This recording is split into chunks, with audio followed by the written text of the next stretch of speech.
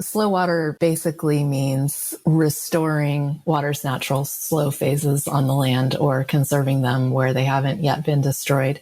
And when I started looking globally at the extent to which humans have interfered with the natural water cycle, I was really shocked. Since 1992, the paved area in cities has doubled. We've dammed and diverted 2/3 of the world's large rivers and drained or filled as much as 87% of the world's wetlands. Deforestation is decreasing rain locally, regionally, and globally. And we've made the land a much drier place. So the slow water practitioners are restoring space to water. Instead of approaching water with an idea of control, they approach water with curiosity and collaboration, respecting water's agency and relationships with soil and rock and microbes, beavers, and people. In this episode of the Overpopulation Podcast, we'll be speaking with Erica Gies, an award-winning journalist and author of Water Always Wins, Thriving in an Age of Drought and Deluge. We'll delve into Erica's groundbreaking work on slow water and the movement to realign human action with water's natural cycles to address both ecological destruction and social inequity on our overpopulated planet. Welcome to the Overpopulation Podcast, where we tirelessly make ecological overshoot and overpopulation common knowledge. That's the first step in right-sizing the scale of our human footprint so that it is in balance with life on Earth, enabling all species to thrive. I'm Nandita Bajaj, co-host of the podcast and executive director of Population Balance. I'm Alan Ware, co-host of the podcast and researcher with Population Balance. We are proud to be the first and only nonprofit organization globally that draws the connections between pronatalism, human supremacy, social inequalities, and ecological overshoot. Our mission at Population Balance is to inspire narrative, behavioral, and system change that shrinks our human impact and elevates the rights and well-being of people, animals, and the planet. And now on to today's interview. Erica Gies is the author of Water Always Wins, Thriving in an Age of Drought and Deluge, a National Geographic explorer, the Harvey Southam Lecturer at the University of Victoria, and an independent journalist who writes about water, climate change, plants, and animals for publications including the New York Times, Nature, Scientific American, The Atlantic, and Biographic. Published in the U.S., U.K., and China, Water Always Wins won the Rachel Carson Award for Excellence in Environmental Journalism, the California River Award, an honorable mention from the Society of Environmental Journalists, and was a finalist for the Falling Walls Science Breakthrough of the Year. Hi, Erica. Welcome to our podcast. We are so thrilled to have you here. Oh, thank you. I'm really happy to be here.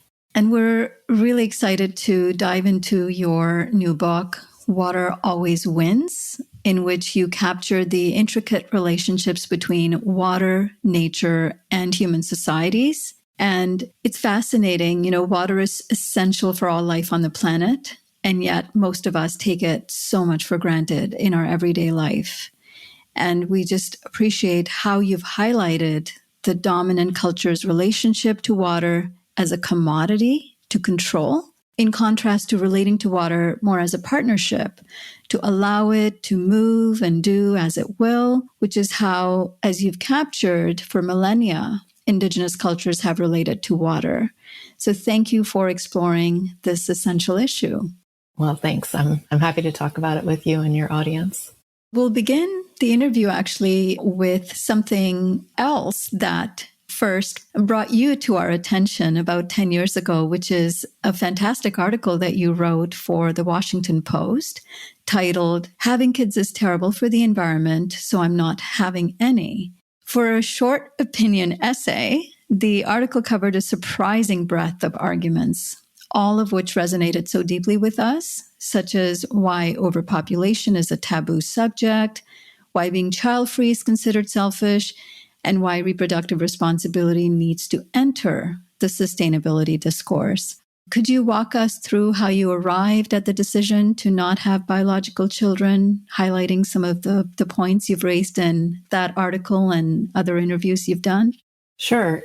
I knew from a young age, I think I remember at 7, thinking that I didn't want to have kids. And I wasn't set in stone about that. When I was in my 30s, I thought very seriously about it again. I didn't want to just follow through with that because that's what I'd always thought. But when I really examined my feelings about it, I felt even more committed to that decision.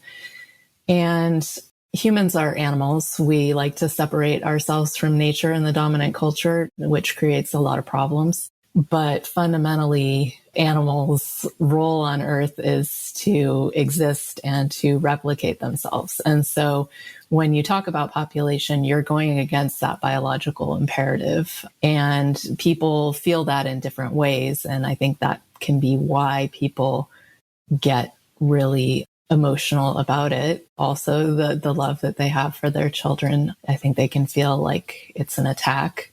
But it's interesting to me as a woman how threatened people seem to be by my decision. There is definitely a sense that just by virtue of my own decision for my own life, some people feel like I'm attacking them, even when I'm not. And I think there's a lot of sexism in our culture that says things like, you're not a real woman if you don't become a mother, that you're selfish. And the selfish line just blows me away. Like, I'm leaving more resources for your children. That's a generous thing. And it's not that I hate children. It's not that I'm a monster. I have a lot of nieces and nephews. So there are all these tropes about what a woman should be. And I find that, men who choose not to have children don't get the same kind of pushback, which is a little sad. But, yeah, there's no denying that the Earth is a finite place with finite resources. And the myth that our economy can grow infinitely, that our population can grow infinitely, is just untrue. And I find in liberal circles, I often get pushback that if I make this argument, I'm being racist. And I think that has to do with some of the very ugly history of people in power trying to prevent people that they didn't like from reproducing.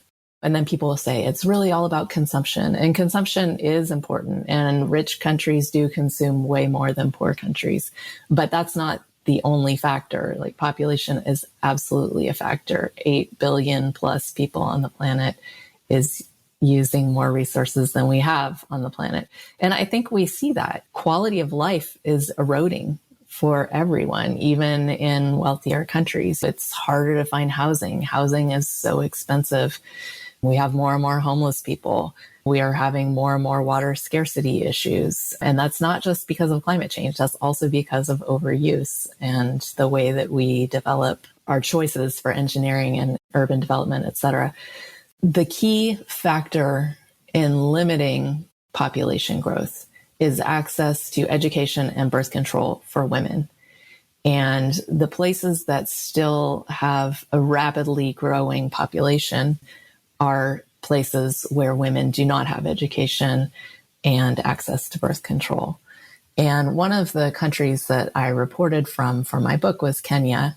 And in Kenya, there has been a really, really rapid population growth. It has quadrupled since 1980. And every single person I met in government who was trying to provide education, food, healthcare, water to people was concerned about this rapid growth in population. But there has been a downtick in the birth rate as education for girls has increased. So the number of girls reaching secondary education increased from 12% to 59% from the mid-1970s to the mid-2010s. And contraceptive prevalence grew from 5 to 51%. And births dropped from 7.6 to 4. So again and again, you see that when women have the choice to choose how many children they want to have, they tend to choose fewer. It's a lot easier to provide for fewer children and to have a higher quality of life when it's not stretched thinner, trying to provide clothes, healthcare, school fees, etc. And that's really kind of a microcosm of the bigger problem as well of too many humans on Earth. Yeah, thank you for sharing those great insights and your own experience of choosing not to have biological children. And in fact, your own experience of being stigmatized or questioned for not having children, just as my own experience, is telling. Why in patriarchal societies, including ours, in Western societies, does a woman choosing to not have a child present itself as a threat?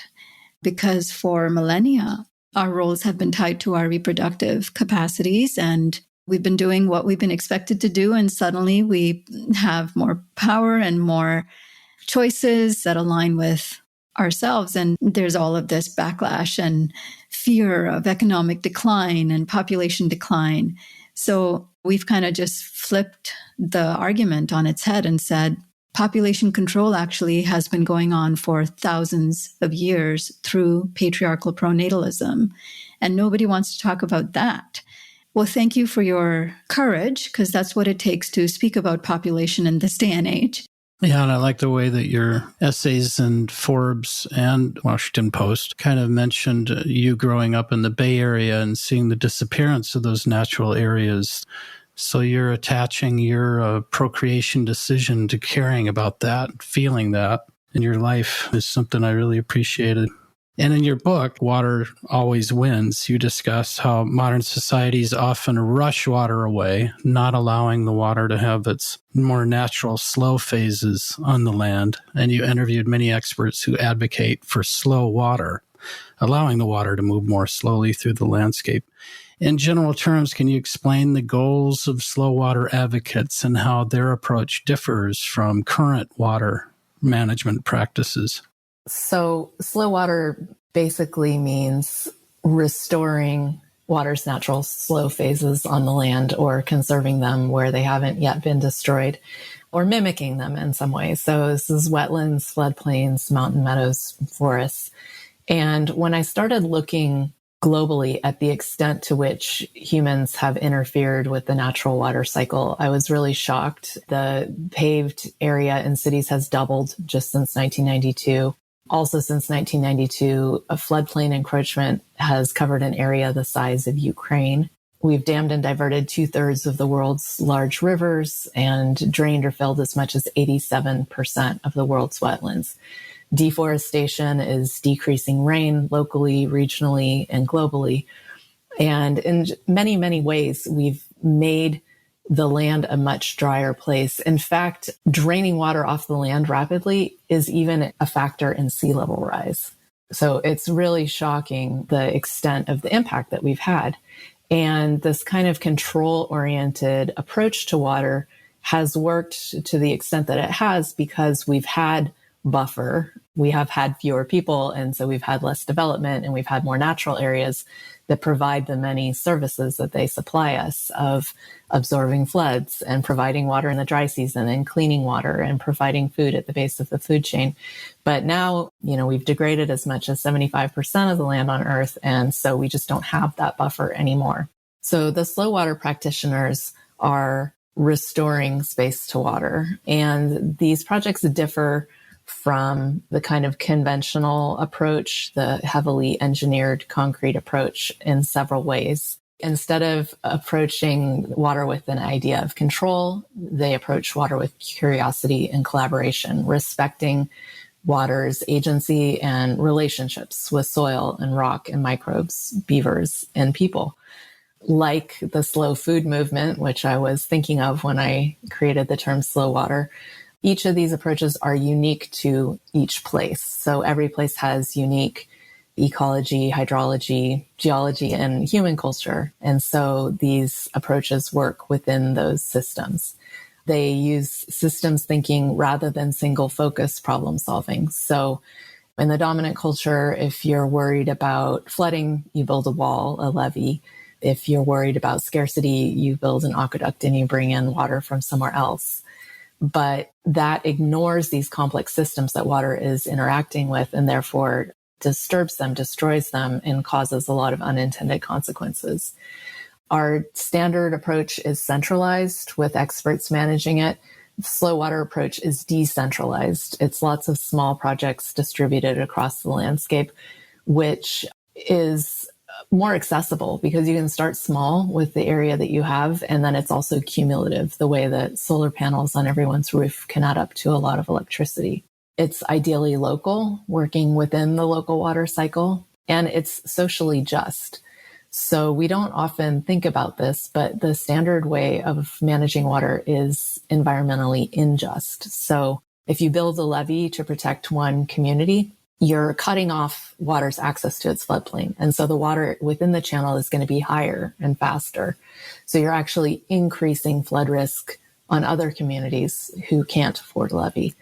And similarly, dams, which hold water that's brought from other places, dams have brought water to 20% of the world's population, but decreased water availability to 24% of the world's population. So it's really creating haves and have-nots. And the last kind of characteristic of slow water projects is that they are community facing in some way. And so in some cases, there's an educational component where there's signage explaining to the public what water is doing on the land. In other places, the community is actively managing those projects and working together in a hands-on way. Right. Yeah. And you mentioned at the outset, I think, of the book, of the desire to seek control of water as humans have sought control over nature, and that the antonym of control is chaos, disorganization, all these words that have bad connotations to us. And definitely as Western cultures and other cultures colonized places, they quickly tried to establish control over nature. And it seems like control has its own sort of slippery slope. Once you get into that mindset, you can just expand it. So I'm sure the engineers, this dam can hold so many gallons, this pipe can divert so many gallons, we can control it with this floodgate and that floodgate number 2. And so all of that looks pretty good on paper, and you can apply math equations to it until things like climate change either send those numbers out of whack, and all the ecological complexity that you've really taken a sort of dumb approach through control, maximizing certain variables and just ignoring all of the rest, right?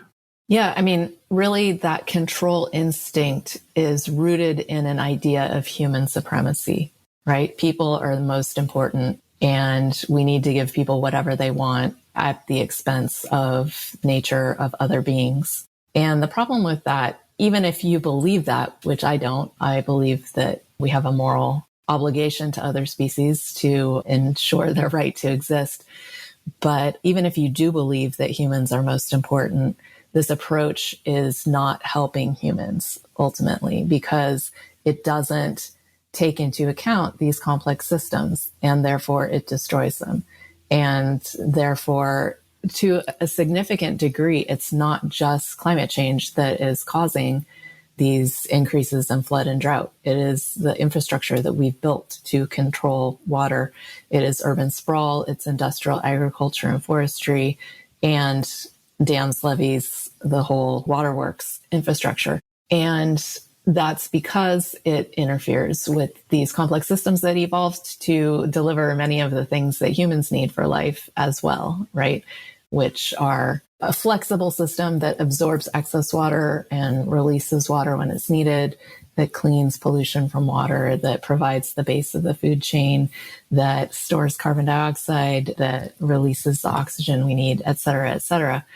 And all of these things haven't been counted in the economic system, right? They are externalities. And so they are taken by corporations for free or nearly so.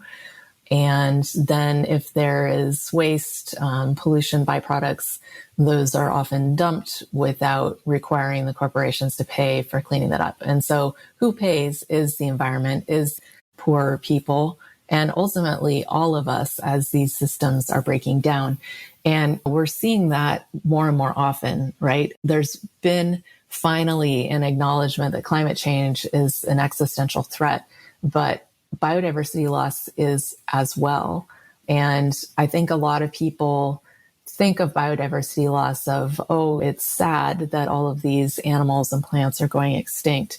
But I think a lot of them don't realize that those beings all evolved together to maintain the systems that make the planet livable for us. And so there is a selfish motivation as well in the importance of biodiversity.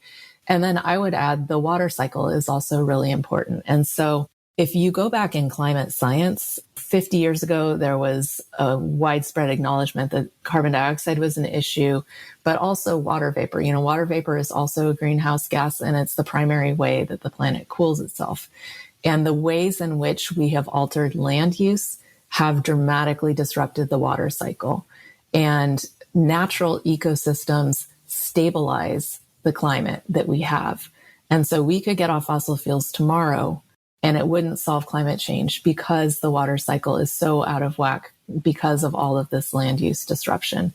And so that's a piece that is really missing from the mainstream conversation, even among people who really care about climate change. And you'll see things like, we're all going to have to sacrifice something to switch to solar power, or we're going to have to build solar farms in natural ecosystems. And that completely misses the point that that natural ecosystem is playing a key role in keeping the climate as stable as it is, and destroying it is going to amplify that. Yeah, and you have written some about how forests pull in their own moisture from other places. So they're bringing moisture to themselves through the water vapor rising, right? Yeah, so this is an idea that was created by a Russian atmospheric physicist named Anastasia Makariva and her mentor. And basically the idea is not just that trees grow where it rains, but that trees and their ecosystems actively pull in the water that they need. And so they are evapotranspiring. They're releasing water into the air as part of their photosynthetic process. And they're also releasing little particles of microbes and fungi that also help the rain to form. And so there's a physics process where that coalescing into rain creates a vacuum that then pulls in more wind, that pulls in more water vapor from the ocean, and it kind of passes it along into the continental interiors. And so when you disrupt these processes, when you take water off the land, you actually create a lot of the drought that we're seeing. There's a biologist in California named Brock Dolman who calls it the last 500 years of colonization in North America, the age of drainage. And that is cutting the trees, leveeing the rivers, cutting them off from their floodplains, draining the wetlands, killing the beavers who create wetlands. And in all these ways, like rushing water off the land, when you don't have that land-water relationship, the plants have less access to water. They're more likely to burn. You're increasing the intensity of fires, and you're decreasing rain. And because rain has to hit this tipping point, when you have a healthy ecosystem that is able to release that water, it creates something called moisture hopping. So you're passing the rain to the next area and to the next area. But also atmospheric vapor taps into jet streams. And so cutting a forest in one place can cause a drought on the other side of the world. There's a researcher in Seattle who calls this ecoclimate teleconnections. And in Europe, they are actually considering transboundary landscape protection issues. You know, there are transboundary river sharing that acknowledges if a river runs through multiple countries. And this is an acknowledgement that what you do on the land is actually impacting the rain that you might be experiencing. Right. The rivers of water vapor coming off of the plants, right?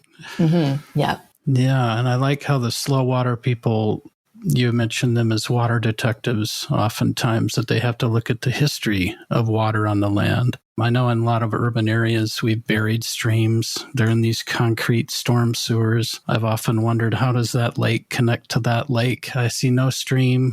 Where's the connection? We've controlled all of it, put it underground, prevented a lot of animals from moving from lake to lake. So I appreciate that history that gets so rapidly just erased from our memory of anything that was on the land and what water was doing on the land before that. And it does make me think for the future. So you have this historical approach, and then you need a more future approach that looks at the return on capital, a kind of slow capital needs to sort of accompany slow water, right? Where you have patient capital, not the, as you call it, the gray infrastructure of concrete and steel. We just put this up fast. We know what our return will be. The dam will last X number of years, which has its own very expensive upfront costs.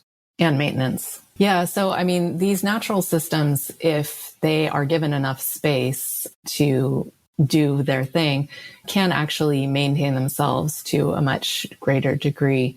There was a project I looked at in Seattle where an urban stream was causing a lot of flooding, and it was because people had built on its historic floodplains right up to the edge. And so the water really didn't have anywhere to go. And it's a complex system, right? I looked into something called the hyporeic zone, which is sort of the stream's gut microbiome. Water is flowing actually under the river and to the sides of the river to an extent that people don't really realize when they just look at that little straightened channel that's maybe left on the surface in a city. And taking into account what the stream is actually doing, if you can make space for it, can really help. So like you said, most urban streams are buried or filled in, but ones that do remain on the surface tend to have a lot of really fine sediment. And this is basically dust that runs off the pavement during a storm. And you have these really fast peak flashes because all of that water, none of it's soaking into the ground, right? It's all running off the pavement and dumping into the stream channel at once. And the silt becomes a really big problem, and cities have to dredge it all the time, and it's very expensive. And so what Seattle found by looking at the historical ecology, water has a memory. It tends to go where it wants to go, which is where it used to go. So by restoring these two small floodplains, they had a really outsized impact of the area not flooding anymore because the floodplain could absorb the flood, but also absorbing some of the sediment and redistributing it naturally. And so they used to have to dredge this area every year, and it cost $1 million. And now they only have to dredge every 3 to 5 years. Now, if they were able to restore more of the stream, which actually they are working on doing, maybe they would decrease that even more, because these projects have a cumulative effect. When you give the system more space to perform its natural functions, it's better able to maintain itself. And then your point about a dam or a levee having certain parameters, it's built to absorb X amount of water. The thing is, like, natural wetlands and floodplains are built to flex. Floodplains exist to absorb floods. That's something we seem to have forgotten. And so, yeah, they can be much more flexible when big water events happen. And a lot of the big water event that we're experiencing is not just because of climate change. It's because the water doesn't have space to go.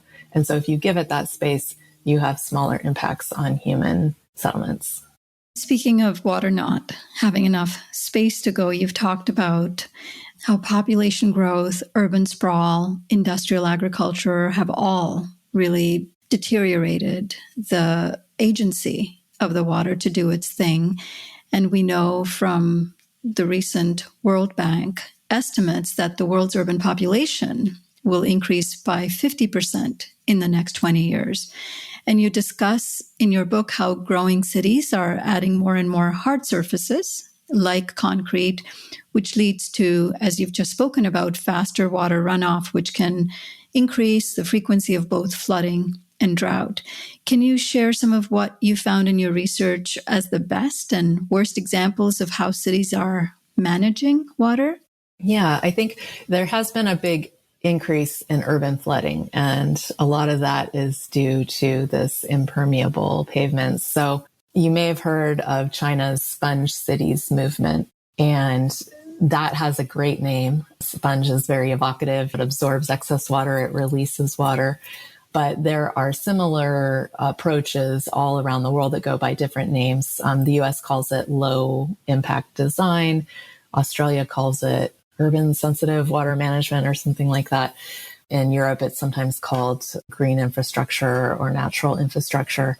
But the idea is to make surfaces more permeable. And so that could be removing industrial facilities from right along the river on the floodplain and returning that area to floodplain.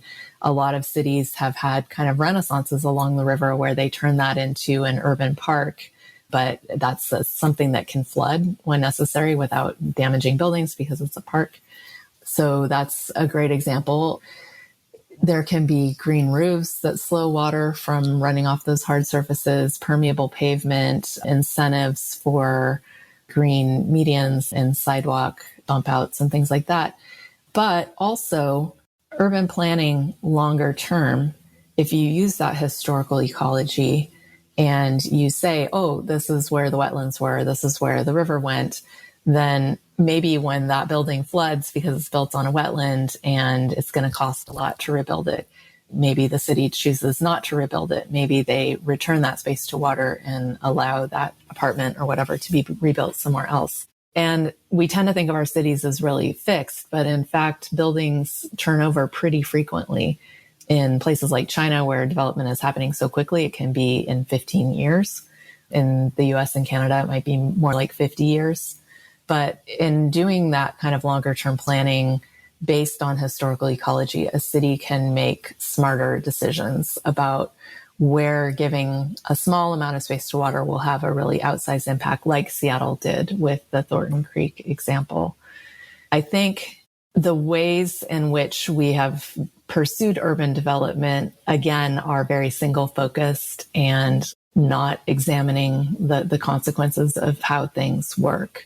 But we're starting to see changes. So Philadelphia, for example, had a problem with combined sewer overflow. So this is an issue that's prevalent in the northeast of the US and in other places around the world where people thought, hey, storm runoff contains pollution, oil, whatever from the urban surfaces. Why not put that through sewage treatment so what we're releasing into the water is cleaner? Sounds good. But when you have a lot of water coming into that system at once during a storm, it overflows. And what happens is untreated sewage ends up going out into the rivers. And this has been a big problem. And so Philadelphia was really a leader in saying to the EPA, who was like, you have to deal with your sewage treatment. Instead of us building a giant new facility, we're going to have incentives to make the city more permeable. So more of that rain will soak into the ground and will reduce the amount of stormwater that's rushing into our system and therefore reduce the overflows that are happening. And they've had a good deal of success with that, and other cities are replicating that. In Detroit, they have a policy, which is also being replicated elsewhere, that charges property owners for the amount of impermeable surface they have on their property. So your house is probably going to be impermeable unless you have a green roof, but maybe you've paved the yard because you don't want to deal with weeds. Well, then you'd have to pay for stormwater runoff for that whole area because you're increasing the runoff. Whereas, if you replace that with plants that are going to allow that water to infiltrate, then you'd reduce your stormwater runoff bill. So these are some ways that cities are trying to adapt. And I think there really is a pretty widespread recognition that pavement is a problem and that we need to make our cities more permeable. And also the value of capturing that stormwater. Los Angeles is infamous for stealing Owens Valley's water and bringing in water from Northern California. And they now have a program that is trying to increase permeability within the city to capture more of the rain that comes to reduce the amount of water that they need to import from elsewhere.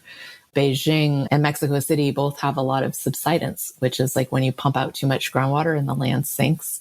And so there's a recognition that, again, you prevent that sinking if you allow the water to infiltrate and you're not over pumping. So I would just add that it's kind of early days, like there's a widespread recognition that is important, but the scale at which it needs to happen is really vast. So China has one of the most ambitious programs, and people will look at a city that is a sponge city and they'll say, oh, look, there's still flooding, there's still death and disaster happening. But the sponge city element might be 5 square miles in a city that covers 1,000 square miles. And so it's not hard to understand why that's not yet enough. And that's often why you'll hear engineers say things like, well, these are nice, but they can't be a significant part of the solution. It's really a question of scale. The scale of the capacity of the dams and reservoirs and things like that we have are really, really massive. And the scale at which we've taken away wetlands and floodplains is really massive. So we need a comparable scale to allow that water to infiltrate where it falls. Right. And you were speaking just briefly about the permeability of houses and people paving over lawns, for example. But you also had this really interesting data point about lawns, how they're the most irrigated crop in North America. So I know you're not kind of in favor of having lawns when you're talking about permeability, but you spoke about the importance of using that space to plant more native species that would help with the more natural flow of the water. I wonder if you can just say a few words about that. Yeah, lawns are the largest irrigated crop in North America. They use more than 9 billion gallons of water every day. That's just in the US, not counting Canada or Mexico, which is also part of North America. And, lawns have a lot of other problems as well. They tend to require a lot of pesticides and fertilizers, which run off into our waterways and pollute them. They are ecological deserts. They tend to be monoculture crops, a single species, so they're not helping biodiversity at all. They don't have very long roots, especially compared to native grasses. So they require that water to not die, and they are not helping infiltrate that water as much because when you have the long roots, that gives the water a pathway to go deeper underground. So yeah, native plants. I converted my yard in San Francisco to native plants starting 20 years ago. And my primary motivation was water because I didn't want to have to water my yard at all. I thought if these plants evolved for this place, they're going to get the water that they need just as the rain or the fog that comes. So that was my motivation. But along the way, I started learning all of the native plants in my area and working with them and planting them. And it was such a joy to get to know your own bioregion and also like the animals that attracts because you're providing a little square of habitat in an area where it was missing. And when I go hiking now, I know the plants. I am not plant blind. I recognize friends from my garden. And there's something really beautiful about that. And if you think about why do we have lawns, they are basically from English aristocracy, and they disconnect us from the place where we are.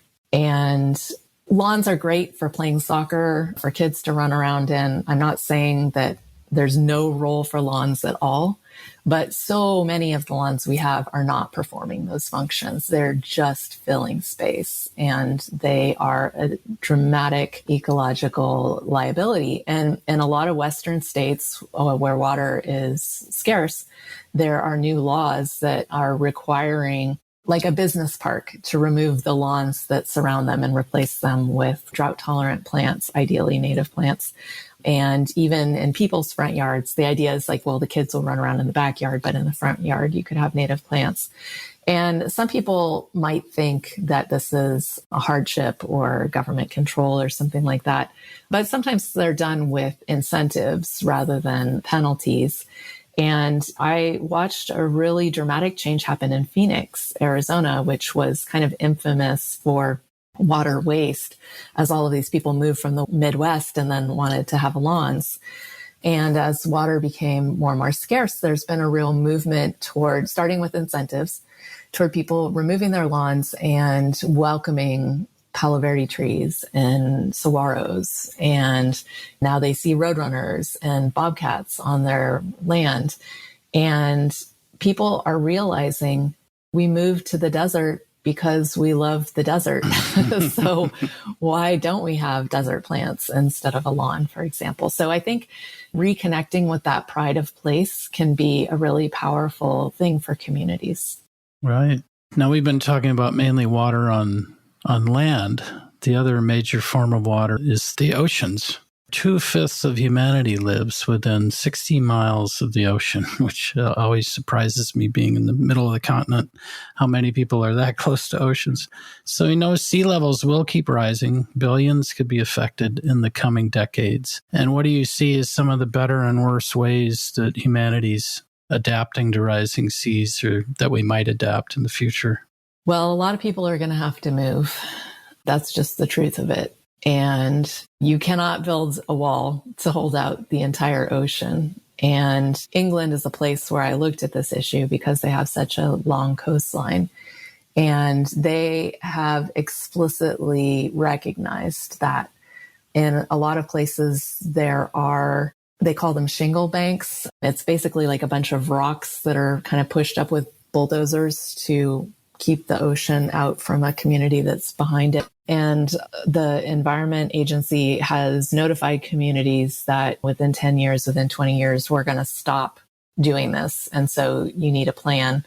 And in a lot of places, the local community is partly financially responsible for this as well. And so, they have a real sense of what that entails. Ideally, you might have incentives where the government buys you out and helps you relocate somewhere else. That's not going to be possible in every place. But in a wealthy country like the United States, it probably is possible. The Union of Concerned Scientists did a study a few years ago that looked at how much would it cost to buy out homeowners from every area that it's expected to be underwater by 2050.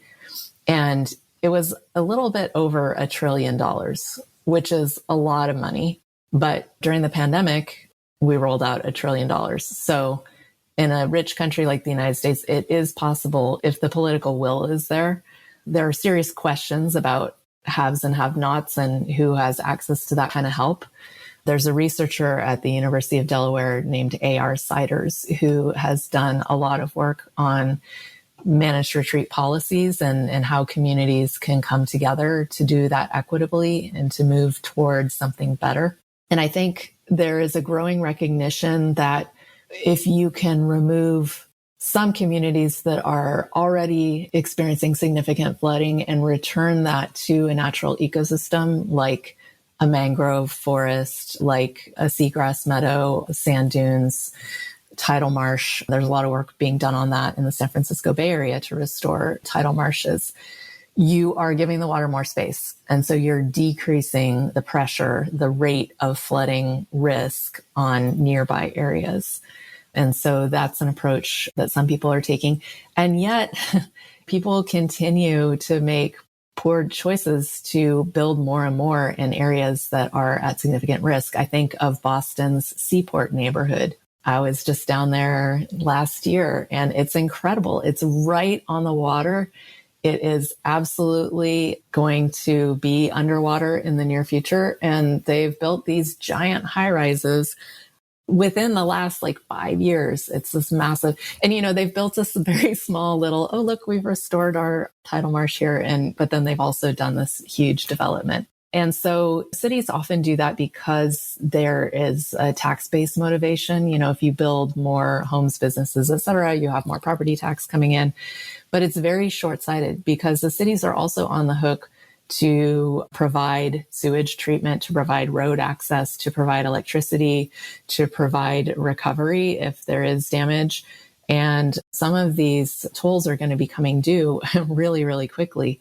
There was an interesting economic study done by a researcher named Hannah Druckenmiller from Resources for the Future that looked at wetlands conservation. And if a community chose to conserve a wetlands rather than allow it to be developed, the return on investment in terms of not suffering property losses from flooding was less than 5 years. And the benefits of conserving that wetland extended more than 40 miles from the protected wetland. And so we have these property arguments, right? Like the recent Supreme Court decision last year of the couple in Wyoming who wanted to develop their wetlands. And so it's like, oh, well, we have to protect their property right to develop that wetland. But in fact, you're taking away other people's property rights by increasing the flood risk to them. And so that's something that we're not really thinking about when we're making those kinds of decisions. And with this Supreme Court decision, a lot more wetlands and ephemeral streams that aren't running year round are now no longer subject to protection. And so that has the potential to increase flood risk for everybody. Yeah, I think you make it clear in the book there's so much that if we would just stop doing it, and that way conserving the wetland. And then some of the statistics you mentioned, over the past half century, we've lost 50% of salt marshes, 35% of mangroves, 30% coral reefs, 85% shellfish reefs. So there's so much that if we could just not do things, we would have such a great return. And the return on investment you just talked about was massive. That's really by far the cheapest solution, is to not destroy what's left. And that's what I tried to show in the Seattle chapter as well about the Hyper Creek restoration. These systems are so complex, and to restore them once we've damaged them is challenging. We don't understand everything about how they work. And the best projects are making space for the natural systems to repair themselves. And yeah, to the extent that the cost shifting, if the local government collects the great taxes now because there's a 20-story condo on the beach, and the future cost to the streets and the sewers will be borne by future generations. And when they can't pay that locally, then the federal government eventually is the ultimate bailout. And we've seen the flood insurance program in the U.S. is nowhere near enough.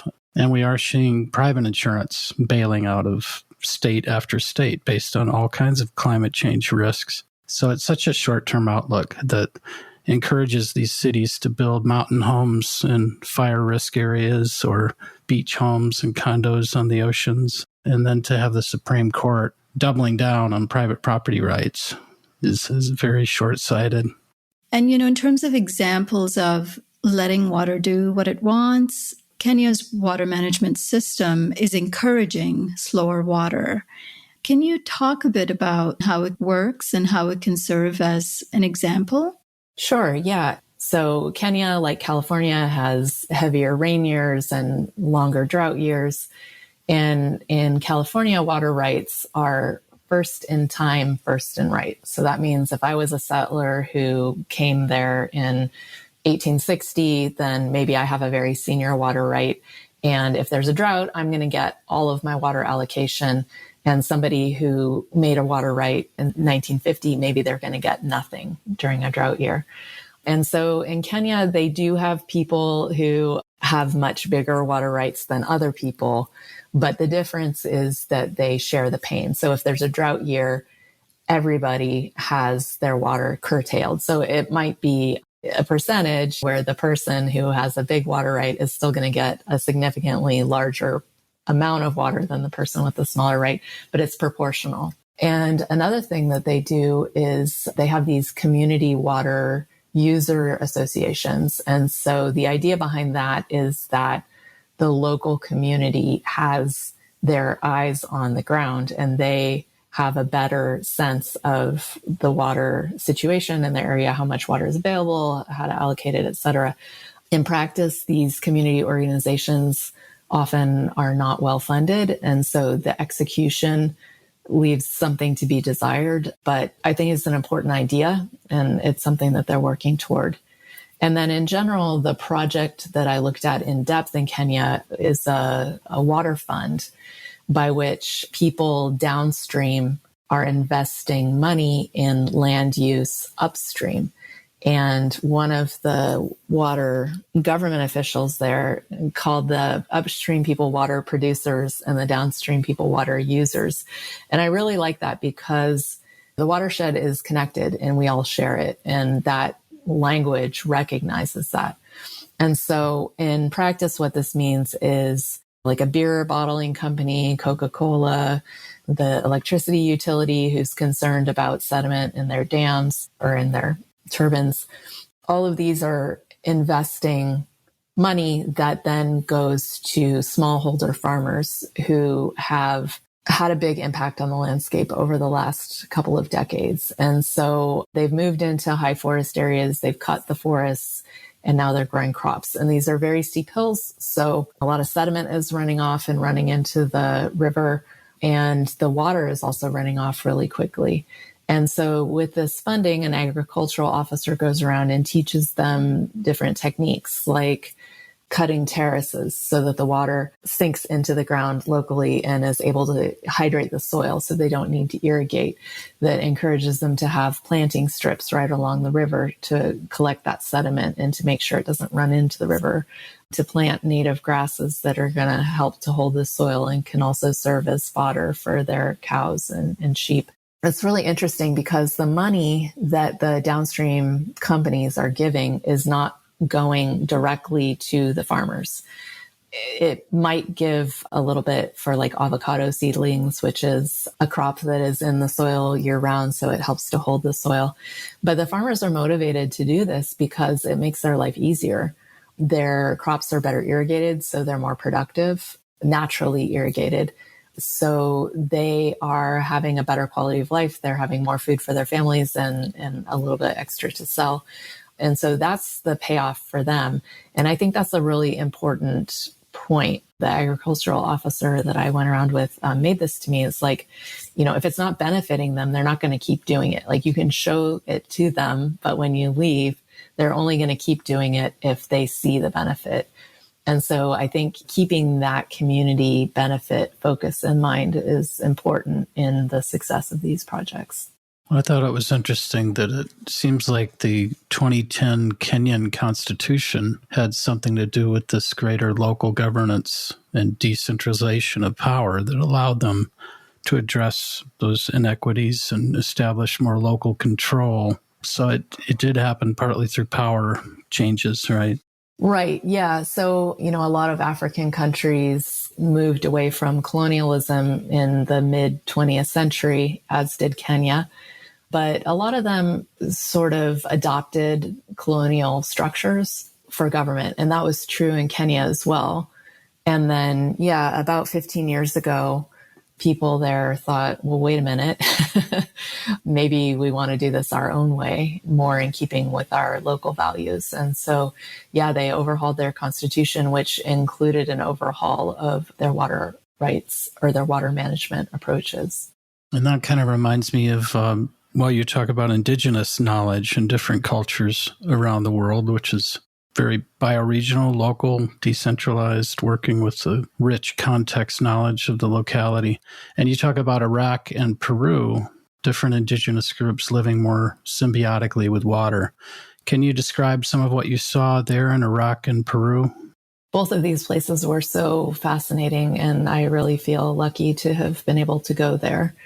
In Iraq, I went to the Mesopotamian marshes, which are the area between the Tigris and Euphrates rivers that are really storied places. Some biblical scholars think that this was the Garden of Eden. And there are people there called the marsh dwellers who have been living on top of wetlands for 9,000 years. Their culture has continued. And so there's a very tall reed there called Phragmites australis, which has become invasive in other places, including the U.S. Midwest, but is native there and is a renewable resource. And they use it to build their homes, to build paddocks for their animals, to build the very islands that they live on in these wetlands. They can eat the root of it when it's young. They make mats to lie on and to rest against, these sort of bolsters. And they fish. They raise water buffalo for milk and cheese. And then they trade with people on land for fruits and vegetables. And their way of life has continued largely unchanged. And around them, many, many storied civilizations have come and gone, many agricultural civilizations. And as these civilizations have fallen, the marshes have just retaken their area again. So I think there's a really deep understanding that these wetlands provide the marsh dwellers with the resources that they need for life. And I think that the longevity of their culture, which really pales in comparison to our own, I think there's something to be learned there. Not necessarily that we're all going to rebuild our wetlands and move on top of them, but certainly to acknowledge their importance in providing so many of the things that we need. And they have ongoing threats. There are upstream dams, particularly in Turkey and Iran, that are holding back water that should be going to these wetlands. And they're having problems like saltwater intrusion coming up from the Gulf because you don't have the fresh water pushing it out. So these are things that they continue to have to deal with. And then in Peru, I went to the Andes Mountains because this is another situation which is common around the world where people on the lowlands rely on the mountains for their water. And in Peru, 2/3 of the population live on this coastal plain that is a desert and gets very little water. But the Andes at their back produce a lot of water, and that's what they rely on. But with climate change, glaciers are melting. And so glaciers used to be a way to have a reliable source of water throughout the dry season. But as they melt, they are looking for a different way to slow water on the land. And it's an extremely water insecure country. Already people in the capital of Lima only have water 21 hours a day and have to store water in cisterns at their apartment buildings, which is also the case in many Indian cities that get water for far fewer hours a day. But the leaders recognize this problem, so they have passed a series of laws that require water utilities to invest upstream in the watershed. So Peru is a country that's had problems with corruption. And so before, investing outside of the city would be considered corruption, but now it's required because there is this recognition that the mountains are the source of the water that people use. And so the projects that has resulted on have been really interesting. One is protection of a natural high altitude ecosystem called Bofedales or cushion bog.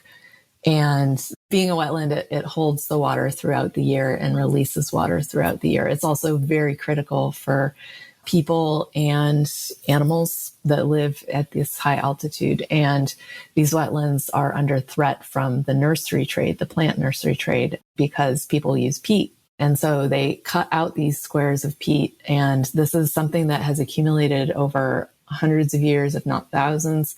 It has a massive water retention capacity as well as carbon storage. So if you are into plants, please do not use peat because it's so important on the landscape where it is. And when you cut it out, it dries out the area and the whole area dies. And I saw that when I was there. So some of this money is going to protect the peat that remains from peat thievery, to get local communities involved in making sure that those aren't damaged. And then another really, really cool element was an earlier people who lived in the Andes called the Wari people invented a system called amunas, which means to retain in the Quechua language. And basically, when they would have higher flows in the wet season at the very high altitudes, they would route some of this water into these natural infiltration basins and move the water underground. And when water is underground, when it's moving through soil and rock, it's moving much, much more slowly than it does on the surface. And so what that does is it allows them to keep the water up in the mountains throughout more of the year. And they would then harvest this water from springs lower down the mountain and use them to water their crops. And then the water again goes into the soil and underground and then ultimately moves down into the rivers in the valley, which ultimately supply cities like Lima downstream. And so this is a way in which they managed water communally in their area and shared the water. And these systems still exist today in at least 3 villages. I went to visit one of them.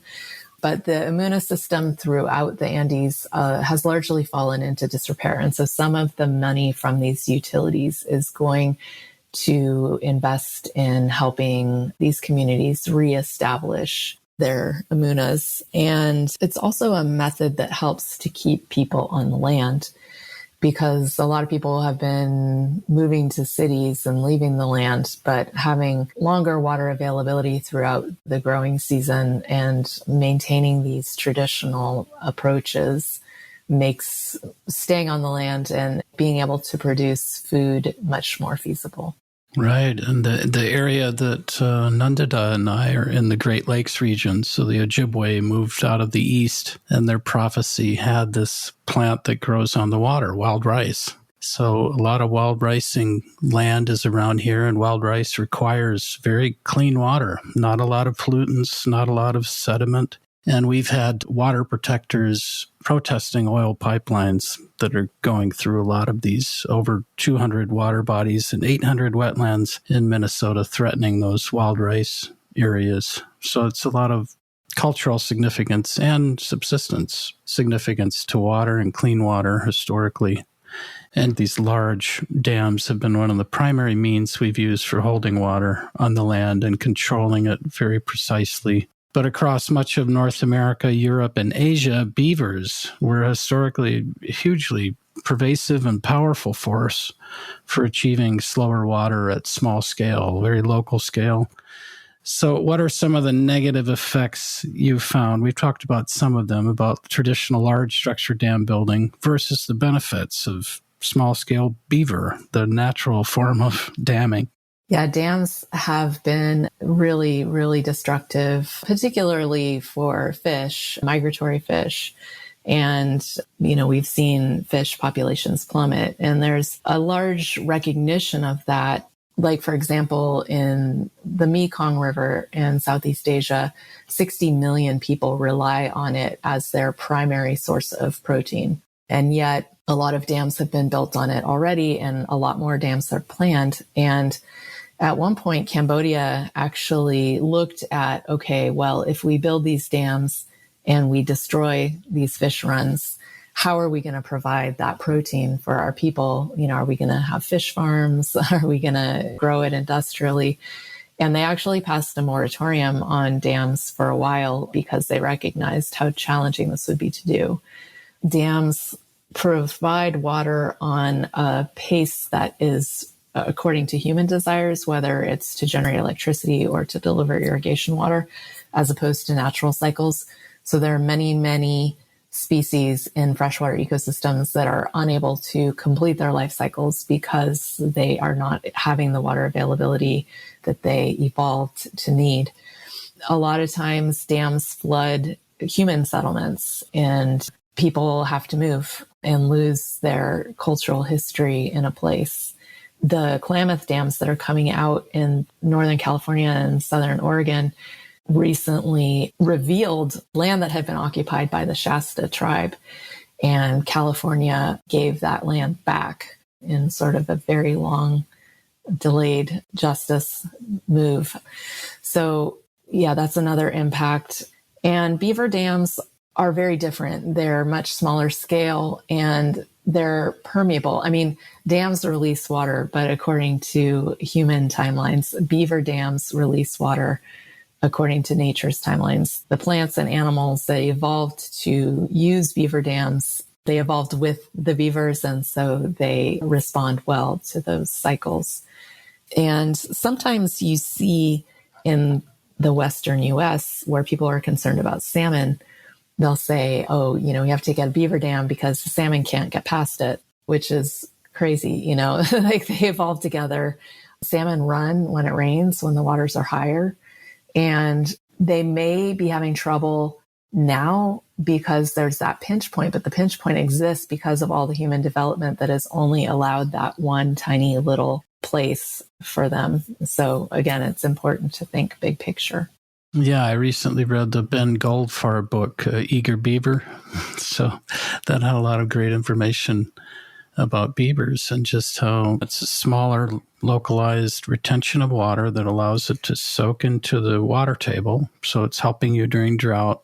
And then it's letting a fair amount of water go through. Like you said, salmon can get through, other creatures can get through the dams oftentimes. And then if it's very high water, the dam blows apart and it's done. And it's not there for 75 years and has to be destroyed and, through some elaborate process of creating trash of a giant dam. I mean, beavers often do come back and rebuild their dams. But, it's an important water storage mechanism. One researcher found that a beaver dam stored 75 times more water above and below ground than a stream without. And particularly in the West, we've relied on snowpack that is projected to disappear with climate change. So this is another important way that we can slow water on the land and have it available through the dry season. And beaver complexes also create fire refugia. It's not just that water doesn't burn, but that they raise the water table across a wider area, which makes that water accessible to the plants. And so the plants are less desiccated. Right. And the amount of life that comes into those ponds is enormous. The birds, frogs, insects, all of it creates much greater biodiversity. And in the book, you quote a professor and Shinnecock citizen, Kelsey Leonard, who gives a Kennedy-like call to action with the question, ask not what water can do for you, but rather, what are you going to do for water? And, you've given a lot of incredible insights of how the slow water movement can really guide how we relate to water ourselves. How has your own relationship to water changed? And how do you think we all might begin changing our relationship to water? I think it really starts with curiosity, which is implied in Dr. Leonard's question there. And for me, it's given me kind of eyes for water, if that makes sense, or ears for water. And as I go about my day in the city or in the forest, I'm really more aware. Like sometimes you'll notice if you're walking down the street, you can hear the water under the manhole cover. So often you hear those sounds and you think, what is water doing under there? And how did it get there? And what does water want? What would water be doing otherwise? And as I've learned about the ways in which we try to control water, I understand better what I'm seeing. So a lot of times, if you do have a stream that remains on the surface in a city, the water itself is maybe 20 feet below you when you're standing on the edge of it. And that's because of the way that we've created that kind of straightened fire hose and fast water. It's cut down through the earth, it's eroded. And so that is not a healthy stream. That's a sign of a sick system. And so that kind of knowledge and awareness has just made me a lot more aware of what a particular place's relationship is with water and sort of where they are in their journey of living more in harmony with water and in collaboration with water. And I think my purpose in writing this book was because I felt like these solutions have so much to offer and people around the world are having a lot of success with them, yet many decision makers and local people don't know that this is an option. And so, I was really trying to give, every place is unique, water is local, but there are some commonalities. And so by telling so many different stories about drought and flood and urban and rural, et cetera, I hope to give people some ideas of what's possible and a place to start thinking and to start that conversation and research. And also sort of this message of empowerment. I think oftentimes we feel really overwhelmed by climate change and by the water extremes that we're seeing, and we're waiting for international governments to agree and do something. But the people I met in my book are coming together with other people in their own communities to make their own places much more resilient. And I think that's a really empowering and optimistic message. Yeah, totally agree. We need to, as you have done so beautifully, reclaim the many ways in which traditional cultures for millennia have had a relationship with water, a collaboration of kinship, water as a who, not as a what, that needs to be controlled. And you say in your book that asking what water wants may have sounded mystical at the beginning of the book, but it's actually very practical. And I feel like both reasons are good enough reasons, the mysteriousness of the planet that we know so little about, and to really hold that in reverence, but also the practicality of what water wants to do is actually in favor of life, in support of all life on Earth. So yeah, it's been really, really incredible. Yeah, thank you for your writing and your speaking, being the curious generalist that you are as a journalist, and you're so observant. In this book, you're talking to a lot of other people who are making the interconnections, the interdisciplinary connected thinking that so often we're lacking when we stay siloed in our areas of expertise. So it's great to have you working on something so important with your curiosity and your care and intelligence. So thank you for this. Well, thank you. It was such a pleasure talking with both of you, and I really appreciate the invitation. That's all for this edition of the Overpopulation Podcast. Visit populationbalance.org to learn more. To share feedback or guest recommendations, write to us using the contact form on our site or by emailing us at podcast@populationbalance.org. If you enjoyed this podcast, please rate us on your favorite podcast platform and share it widely. And we couldn't do this work without the support of listeners like you, and we hope you'll consider a one-time or a recurring donation. Until next time, I'm Nandita Bajaj, thanking you for your interest in our work and for your efforts in helping us all shrink toward abundance.